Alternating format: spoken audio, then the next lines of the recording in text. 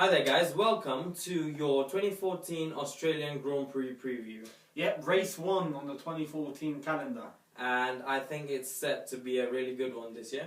Yeah, finally the new season is here. Yeah, it's been a long winter. It has. And it's all coming back now.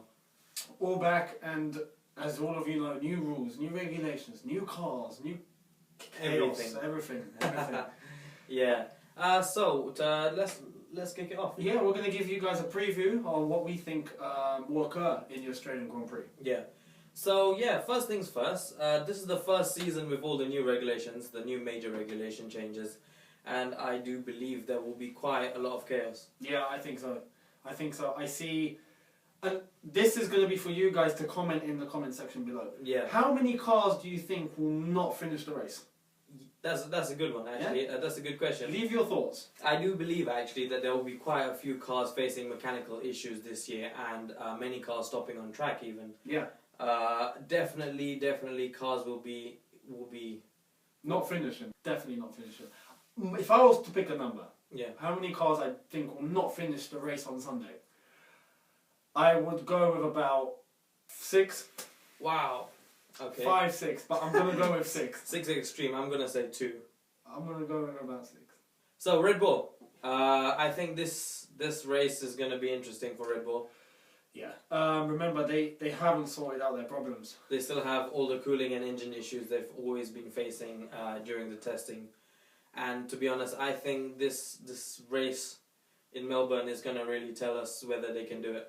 This race is the first race on the calendar, so it's nothing urgent. But now is the time where everyone has to go at race pace. Yeah, so this is the first time we'll be seeing Red Bull at race pace, and I do think from whatever happens during this first race in Melbourne is a clear indication of where they stand. They have to get off to a good start, because do. If not, the cars are going to get ahead. This is where points come into the matter. This isn't testing anymore. Yeah. Teams are fighting for points, and if you start slow, it's not good for anyone. Now, McLaren. Yeah, I think McLaren are really strong. I think they're going to do quite well for Melbourne. Yeah, I think so. As they've shown quite strongly in testing. They were really consistent in testing. They have everything ready. Everything ready, and I'm sure Button or Magnussen, one of the two, or both, are looking to be on the front row. This is the time for Magnussen to really stand out from the crowd, because it's his first debut season. McLaren are looking really strong. This might be the season that McLaren claim a championship, maybe. Yeah, and remember, Magnussen, it's his first year, but he's thrown straight into the big boys. He's now competing with Button. Hopefully, there's no tension between them. Then. Well, they're 2 nice guys. They look alright. They look alright. But maybe he can push Button a bit. He could, because he was showing quite good pace during testing. Yeah, definitely. But then again, all being said, this is a race pace. Yeah. So we'll have to see what happens. Yeah, you can't compare testing with race, obviously. But testing gives an indication that Magnussen did do better. Yeah. Slightly. But McLaren, very strong car.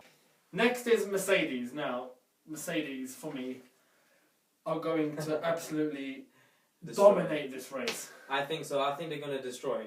They are. Honestly. But that being said, there's many people who can always overthrow them. Yeah. You never know. It could be full of surprises. But for me, the favourites are definitely Mercedes. Rosberg and Hamilton are really an unstoppable team. They are. With that car, they've been punted as the favourites anyway. So everyone so far believes in them. So. I know bookies have already put Hamilton as favourite to win the championship. Yeah, the race hasn't even started yet. Yeah. Yeah. Rosberg and Hamilton work perfectly together. They do. And just from testing, they've progressed so far compared to the others. They really have. Next, Ferrari, Alonso and Raikkonen now. I wouldn't say they're underdogs, but they haven't got much of the spotlight. They haven't. The media has been a little bit quiet. They have been focusing more on the issues that Red Bull and Lotus has been facing.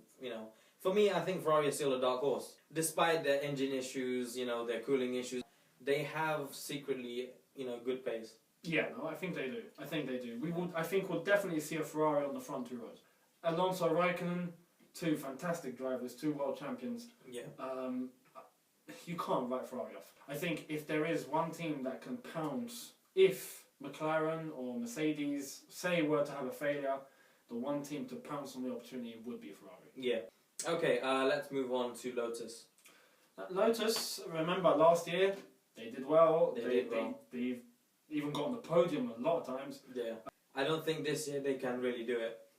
It's that Renault engine. It is. The only team they really are competing is Red Bull. If anything, I think Red Bull have a slight advantage over Lotus because they are the team with the expertise. Yeah, I think so. First race isn't so important. They're not a team that are going for the championship or anything, so they have less pressure. They can just get past the first 1 or 2 races and see where they are. I think for them, if they can do better than Red Bull, for them, they're okay for now. That's about all the main teams we want to talk about because the rest of the teams are, standard really. They are, but do you see any surprise? I do. I honestly believe Red Bull will come back. You think? I honestly do think so. Despite the engine problems, they have the capability to do so. Yeah, but don't get me wrong, it won't happen. Not anytime soon. Not anytime soon. Not anytime soon, but will it be too late? In terms of Melbourne, at least, they will come in the top 10, guaranteed.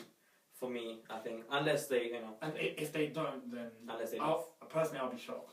If there's any other little team, or so-called little team, midfield teams, that I think will do well, I honestly see Williams and Force India. Yeah. Along with Sauber. I was going to say the same thing, actually. Being those underdogs that are just looking to claw their way up. Yeah. Yeah. Because they have what it takes. What do you think is going to happen, actually, in terms of qualifying, because we have qualifying coming up? For me, and leave your comments below about this, who do you think will get pole in second? I think Mercedes will get front row. It's going to be either between, for qualifying at least, Rosberg, Hamilton, Button, Magnussen, yeah, I think so. With the Ferraris, but with the Ferraris close behind. Front row, I think we're going to see a Mercedes 1-2. Yeah. I just see it that way. I think so. I think their car is too strong. Okay, so what do you think for podium on race day? On race day, if things don't go wrong, Mercedes 1-2 with a McLaren in third. Yeah, Mercedes 1-2 definitely with a McLaren or Alonso/Raikkonen. That's true. Melbourne is a good track for the Ferrari. Well, history speaks for itself. Yeah, but I think we can't really say that for now because of the major rule changes. Let us know what you think. Who do you think will get pole? Who do you think will be on the front row? And who do you think will finish first, second and third? I can't wait. F1 is back.